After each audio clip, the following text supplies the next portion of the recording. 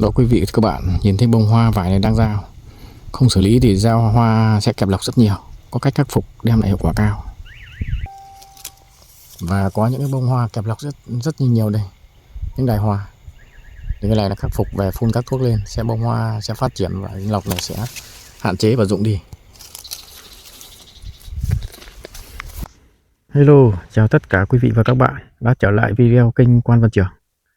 Vâng, hôm nay mình tiếp tục làm video và chia sẻ gửi tới tất cả quý vị và các bạn một video chăm sóc cái cây vải thiều, vải thanh hà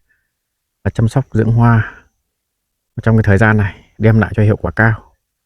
Thì những cách khắc phục và cách làm sao để trước hết là cây bị nghẹn hoa và hạn chế cho cây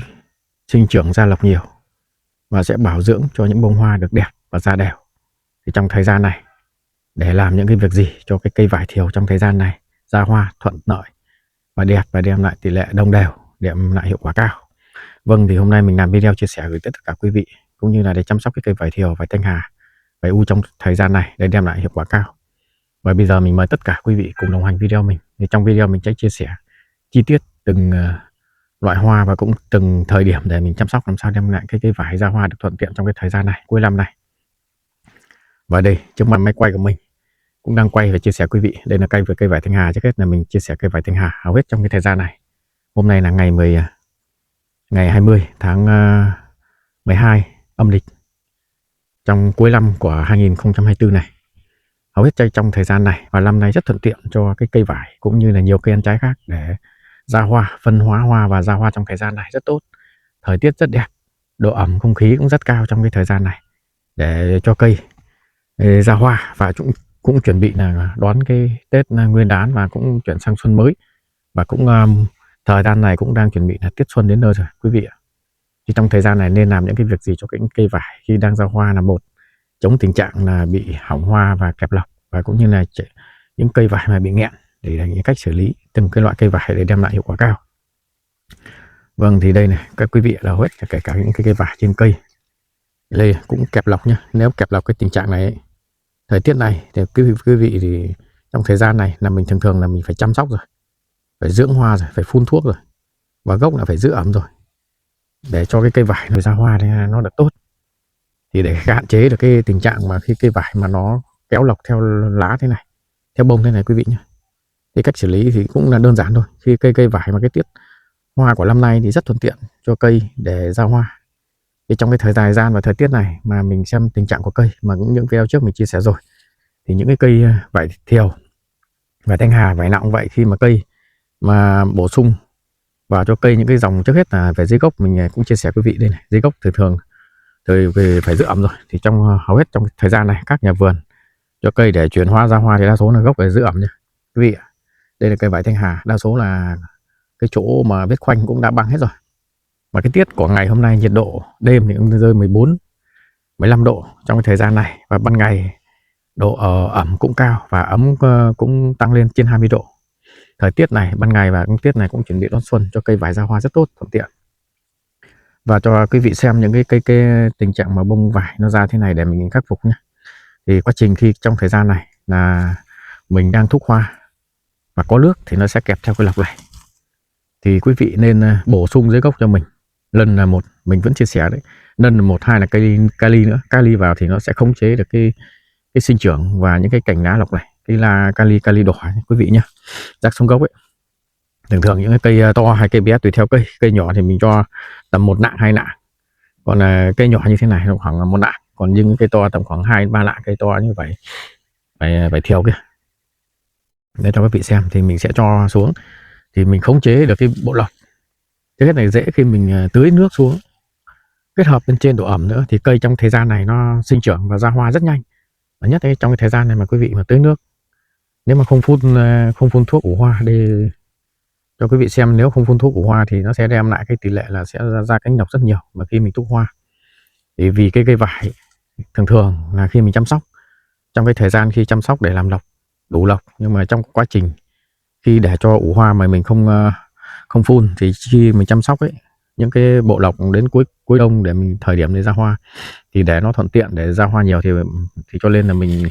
bắt buộc là mình phun những cái dòng ủ hoa vào. Ủ hoa thì mình phun các dòng, mình cũng chia sẻ rồi, thì để đem lại những cái bông hoa được đẹp và ra đều và tỷ lệ kẹp lọc ít. Thì trong cái thời gian khi mình ủ hoa và đến khi mình thúc hoa trong cái thời gian này, quý vị đây cho quý vị xem này, thì thúc hoa trong cái thời gian này, những cái bông này thì kể cả quý vị cho nước nhau sau vẫn kẹp lọc. Cái thời tiết ấm này thì năm nay đặc thù là nó thời gian rét là ngắn nhưng thời gian khô hạn thì kéo dài. Thì cái nhiệt độ như năm nay hầu hết không bị có mưa, không có gì cả. Thì trong cái thời gian này cây vải ra hoa rất thuận tiện. Trong thời gian này thì vẫn kìm hãm sự sinh trưởng nhưng mà ra hoa thì vẫn bị kẹp lọc. Thì để mình xử lý là dưới gốc là quý vị lên rắc lân và kali cho mình. Mà trước chưa rắc thì hầu hết này chỉ rắc một lần để cho cây làm sao chuyển hóa hoa này và hạn chế được cây lọc nhé, hạn chế cái lọc của bông hoa để đem lại cho cây vải ra hoa tốt hơn. Và mình muốn cây vải nó ra đều và đẹp hơn nữa, tốt nữa thì quý vị trước hết là những cái bông mà nghẹn thế này nhé, kể cả những cây kia cũng vậy, thì quý vị nên bổ sung cho mình để kích hoa ấy, thì nó thuận tiện cho cây vải, thì để cho cây vải nó ra hoa được tốt hơn và đem lại hiệu quả cao hơn thì là bắt buộc là mình phải bổ sung về các dòng thuốc quý vị nhé. Dòng thuốc như cái nó có hỗ trợ để cho cây vải ra hoa rất tốt trong thời gian này. Thường như mình vẫn chia sẻ là cái 10-60-10. Trong cái 10-60-10 thì nó cũng đã có thành phần là có kích phát tố rồi. Thì 10-60-10 thì là đạm 10 lân 60, kali 10, và trong hoạt hóa của cái gói thuốc nó có kích phát tố để cho cây ra hoa, khoáng trung lượng nữa thì quý vị sẽ cộng thêm một là bo, không thì cộng thêm cái vi lượng cho mình. Vì trong cái thời gian để cho cây vải mà sau này đỗ được quả mà bông đỡ nghẹn thì quý vị phun cái 10-60-10 cộng vi lượng kẽm vào thì để cho cây nó phân hóa phân chia ra hoa được tốt hơn. Và dưới gốc trong cái thời gian này muốn đều hay không, hoa đều hay không là quý vị phải có nước. Vì cái cây trồng là nó sinh trưởng và sự sống ấy, nuôi dưỡng cây là thường nó rơi vào để cây đâm chồi lấy lọc là tầm nước trên cây chiếm tầm có khoảng 60-70% thì cây sinh trưởng và phát triển tốt. Còn trong thời gian ra hoa này quý vị mà tưới chỉ cần giữ ẩm gốc là gặp cái thời tiết xuân sang xuân này là đa số là cây sẽ bao hoa rất tốt. Còn như những cái cây mà nghẹn như thế này thì trước sau thì nó cũng ra nhưng mà nó sẽ gặp cái hiện tượng là bị nghẹn bông nếu mà mình không thúc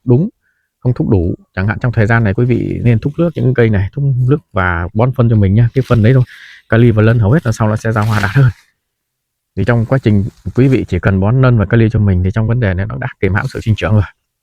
thì và giữ đậm ẩm độ gốc thì nó đã làm đầu và ra hoa rất thuận tiện cho cây trong cái thời gian này để ra hoa. Và năm nay đặc biệt.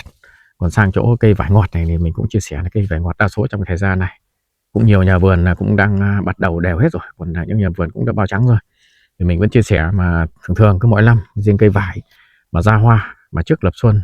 10 ngày và sau lập xuân 10 ngày mà quý vị mà trèo lên đỉnh cây vải, bên dưới không thấy gì nhưng bên trên đỉnh cây vải quý vị cứ kiểm tra xem bên trên đỉnh cây vải bao giờ sinh trưởng, cái độ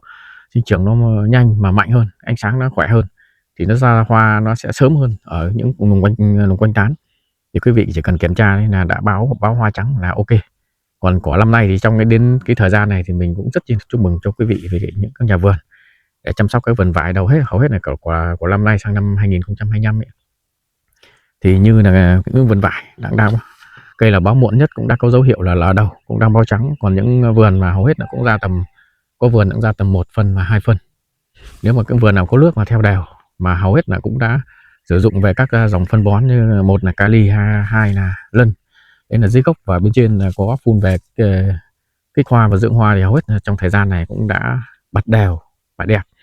Thì mình vẫn chia sẻ thêm với thường là quý vị nên mấy năm về đây thì vì cái cây trồng là mình áp dụng theo kỹ thuật thì quý vị nên áp dụng theo kỹ thuật thì thường dưỡng hoa và làm hoa và để cho bông hoa được bật đều tốt thì thường trong cái thời gian này mình nên trước hết là bổ sung về nước để thúc hoa cho cây phân hóa hoa, và sau đó là mình sẽ bổ sung vào dưới gốc thì mình dưỡng hoa mà. Thì trong cái thời gian thì mỗi năm nào mình chả phải bón thì mình bón đón hoa và dưỡng hoa. Khi cây mà có hoa thì hoa tốt, hoa đẹp thì nay mai mới đem lại cái tỷ lệ là nuôi quả, dưỡng quả lon, chống dụng quả lon mới tốt được. Thì sau quá trình đấy thì mình lúc đấy mới là chăm sóc về quả lon. Còn trong thời gian này thì chỉ cần để ý một số về những cái vấn đề như để chăm sóc về cái cây vải. Trước hết của năm nay là năm nay cái dẹp kim mình cũng chia sẻ luôn, tiện mình chia sẻ là cũng dẹp kim rất nhiều. Dẹp kim là 1, 2 là nhện đỏ là 2. Thì trong cái thời gian mà thời tiết ấm này là quý vị phun được rất tốt về cái phòng chống đằng nào phun thuốc sâu thì quý vị nên phun thuốc dẹp cho mình. Chỉ cần phun một lần làm sao để cho hết những con dẹp này để khi mà nó quế quả hoa quả loan nên là mình đỡ phải ảnh hưởng về chăm sóc về cái dùng các loại thuốc. Thì dùng các loại thuốc thì quý vị phun để dẹp một sâu là hai, trong quá trình thì khi phun là mình kết hợp để cho cây làm hoa và để ra hoa tốt hơn thì tiện những cái phân bón này mình sẽ cộng vào mình phun. Còn cái dẹp này đặc biệt cái dẹp cái nhện này, quý vị để xem đi bộ lá nó bạch hết đây này. Thì riêng cái nhện này thì quý vị cũng đơn giản thôi, phun các dòng thuốc bình thường, có kể cả nếu trong thời gian này quý vị mà phun cái lúc cũng được, hầu hết lên nhện nó hút bạch hết cả lá nhé. Còn không trong thời gian này thì quý vị cứ rửa cho tương đối, một lần đằng nào mình phun trên cây thì đa số có áp lực nước cao thì mình sẽ rửa đi và mình sẽ phun một lần thuốc, hầu hết là con dẹp nó không còn nữa. Thì bây giờ mình mời tất cả quý vị cùng đồng hành video mình tiếp tục mình chia sẻ. Thì trong thời gian này thì mình cũng chia sẻ từng đầu bông của những cái ngọn vải. Thì tình trạng đây là cũng báo đầu rồi, nhưng mà trong cái tình trạng này là vẫn đang ngủ nghỉ, chưa thể nào đánh thức được, thì quý vị lên trước hết là dưới gốc nhà mình. Thì cây là sống về nước và cũng quan trọng là bộ rễ. Còn thuốc phun trên đa số là để bổ trợ và hỗ trợ cho cây, cung cấp kịp thời cái dưỡng chất để cho cây nó sẽ sinh trưởng và phát triển và để cho ra hoa đều. Thì trong quá trình khi bây giờ là dưới gốc, quý vị là phải giữ ẩm gấm gốc và rắc lân và kali cho mình. Khi bộ gốc và bộ lá ổn định thì quý vị nên phun kích hoa cho mình thì mới đem lại quả cao được. Còn khi mà cây mà bị ảnh hưởng mà khô hạn mà quý vị không có nước mà lá bị mo vênh mà hầu hết là bị khô thì đa số là quý vị mà phun thuốc kích hoa lên không có hiệu quả, nó còn ảnh hưởng đến cây, vì cái nước trên cây là về sinh trưởng nuôi dưỡng cây mà lá đã đa số hạn chế, còn không có nước để sống mà mình sẽ phun thuốc vào nó sẽ ảnh hưởng, nó không tốt cho cây vải trong quá trình khi để kích thích ra hoa trong thời gian này. Thì đa số kể cả cây vải nào vậy, năm nay cũng đa số là kể cả vải ngọt, vải thanh hà, có khi nhiều vườn là vải ngọt thì nó sẽ còn ra được sớm hơn cả những đầu vải thanh hà này, vì nguyên nhân lý do quý vị ạ. Thì đa số là cái này là do mình hết, vì mình một là khoanh quá trình làm sao ở đâu mà nó ra đến thời gian này mà nó còn ra muộn, nếu cây còn ra chậm hơn cả cái cây vải ngọt. Vì quá trình là khi mình năm nay ấy, thì mình đã đa số là nếu mà những cái vườn vải mà khoanh đau là một, hai là để khô hạn là hai, và thúc nước đa số là nước mình thúc muộn và không có nước thì sẽ đem lại cái tình trạng là cây nó sẽ ngủ nghỉ lâu và không đánh thức được mầm ngủ và không chuyển hóa được hoa, đem lại cái tỷ lệ là cây vải nó sẽ phân chia tế bào chậm hơn và ra hoa muộn hơn. Thì quá trình là sợ nhất là cây vải mà sợ chín cùng hay là chín sau, đa số là quá trình khi cái cây vải mà nó muộn, thời tiết thời gian mình để nghẹn quá thì tất nhiên là khi nó đã kiệt sức nó ra hoa là có khi là bông cục bông ngắn, nhưng mà có khi nhiều cây còn không chín được sau này, như cái vải thanh hà ấy, có khi là còn chín cùng với còn chín muộn hơn cả vải ngọt. Thì quá trình trong cái thời gian đến thời kỳ đánh thức mầm ngủ mình cũng chia sẻ với quý vị, và để cho cây ra hoa đúng cái thời điểm thời gian thì bắt buộc là mình phải phun và tưới trong vấn đề là nước và phân ở dưới gốc, là trong thời gian này là phải kích. Và nhất là cái vết khoanh thì mình cũng chia sẻ trước rồi, cũng cho nhà vườn này cũng chia sẻ là cũng băng tương đối rồi, hầu hết này nước cũng tưới ẩm, giữ ẩm đều. Nhưng mà mình cũng chia sẻ luôn, để cây nó bật đều thì cũng không phải là độc nước là nó sẽ ra được đều hết tất cả, và nó không thể nào dưỡng được những bông hoa sau này được đẹp tất cả. Thì đa số là kết hợp tất cả trong các thành phần nước, phân rồi thời tiết đem lại cái kết quả, ba cái đó để mình kết hợp đem lại chăm sóc cái cây vải được tốt hơn. Thì mình vẫn chia sẻ với quý vị trong cái thời gian này nên chăm sóc và dưỡng nước và phân trước hết cho mình. Chỉ cần bổ sung lân, kali ở gốc và nước thì tỷ lệ cây vải nó đã đồng đều rồi. Thì nước là mình sẽ cầm nước mình sẽ tưới những cây nào mà nó bị nghẹn nhiều, mình tưới nhiều và cho lân vào ấm gốc nha quý vị nhé. Mình chia sẻ này, thì lân này nó sẽ ấm gốc và kích thích bộ rễ, còn kali xuống thì là nó sẽ phân chia, hạn chế về sinh trưởng của cây, nó cũng chống hạn và chống thời tiết khắc nghiệt rét cho cây vải rất tốt, và nó cũng phân chia tế bào cho cây cũng ra hoa rất tốt, thuận tiện và tăng tỷ lệ hoa rất nhiều, và cây nó sẽ ổn định hoa và nay mai độ quả rất cao trong quá trình khi cây sinh trưởng và ra hoa trong này. Thì trong cái thời gian và cũng như cái thời điểm thì rất quan trọng trong cái thời gian này để thúc hoa, và nhất là của năm nay thì nhiều nhà vườn mà hầu hết là kể cả đến bây giờ nhiều cây là vẫn còn ngủ nghỉ rất chi sâu. Tuy rằng đầu cũng mình xem này cũng báo rồi nhá, đây là vải thanh hà, còn vải ngọt thì thường thì có vườn cũng ra rất dài chứ cũng phải là nghẹn đấy. Nhưng quan trọng là mình phải thúc, phải đuổi trong cái thời gian khi để kích hoa quý vị nhé, nó rất quan trọng trong thời gian này. Thì trong thời gian này thì mình vẫn chia sẻ là gửi tới tất cả quý vị là trước hết là giữ ẩm gốc và cho lân và kali xuống gốc vải cho cây để cho nó chuyển hóa và ra hoa được đồng đều. Và bên trên nên mình phun các dòng như là kích pha tố đấy, một là kích pha tố này, và nên cho phun cái 10/10/10 tốt hơn, vì 10/10/10 nó là kích và phân hóa mầm hoa rất tốt, tăng tỷ lệ hoa rất nhiều và hạn chế về sinh trưởng. Và trong cái gói 10/10/10 đa số là nó sẽ đem lại cái tỷ lệ là có kích phát tố thành phần để kích hoa ra hoa. Và đặc biệt hơn nữa mà trong cái thời gian này, những cái bông mà có lọc ấy quý vị nhé, mình vừa chia sẻ bông vải mà có lọc ấy thì lên phun tăng thêm, kể cả có lọc quý vị lên rắc cái kali tăng lên một chút, cái tầm đấy là hầu hết lọc nó sẽ cứng lại. Và mình sẽ phun những cái bổ trợ thêm những cái cây nó khỏe thì mình sẽ đánh thêm cái gói MKP mình sẽ phun nhạt ra, kể cả trên vườn mà đồng đều những cây nào khỏe mà kèm lọc ấy quý vị cứ đánh nhạt ra và đánh đều đi, thì nó vừa nuôi dưỡng hoa vừa thúc đẩy quá trình để ra hoa và đem lại cái tỷ lệ là cánh độc sau này nó sẽ hạn chế. Và sau này bông hoa ra dài tầm 10-15 phân thì cái lọc nó sẽ rụng dần đi, lúc đấy là lọc nó không còn nữa. Quan trọng là mình phải làm sao mình dùng các loại sản phẩm chẳng hạn như thuốc bổ trợ bên trên, phun trên là nó bổ trợ, còn đa số là vẫn phải bổ sung nước và phân dưới gốc để cho cây sinh trưởng thì cây mới trở lại ổn định, thì bông hoa nó mới được tốt và nuôi được hoa được mập. Trong cái thời gian này thì cây mới ra hoa được tốt được.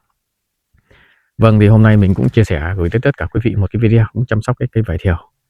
nó trong thời gian này cũng đơn giản mà hiệu quả, nó chỉ cần mấy yếu tố. Hôm nay mình chỉ chia sẻ những cái việc cần làm và nên làm như vậy thôi. Thì trong cái thời gian này quý vị chỉ giữ ẩm gốc và phun bón gốc là như lân và kali, và phun trên để bổ trợ thêm thì chỉ cho cây để cho cây nó ra hoa được tốt hơn, đều hơn, và hạn chế lọc đấy là phun 10/10/10 để kích thích cây ra hoa được đồng đều. Và những cây vườn khỏe thì mình sẽ thể là phun nhạt. Nếu mà cây kẹp chồng lọc thì mình sẽ phun nhạt cái MKP để khống chế cũng như hạn chế cây sinh trưởng và cái bộ lá nó ít bị kẹp lọc, thì sau này ra hoa được tốt hơn và sau này tỷ lệ nó sẽ đậu hoa đậu quả được tốt hơn. Vâng, thì hôm nay mình cũng đưa quý vị đi tham quan những hình ảnh và mình chia sẻ trong của ngày hôm nay. Và bây giờ mình cũng xin phép dừng video. Hẹn quý vị một cái video sau. Quý vị và các bạn xem video cho mình xin một like, một nút chia sẻ và đăng ký kênh ủng hộ kênh mình nhé. Mình thường xuyên ra những video hay và bổ ích gửi tới tất cả quý vị và các bạn xem, cũng như là trong cái mùa màng chăm sóc cây vải kịp thời và đúng thời vụ để làm sao đem lại hiệu quả cao trong quá trình cây ra hoa và kết trái sau này. Mình chào tất cả quý vị các bạn nhé. Hẹn quý vị và các bạn một video sau.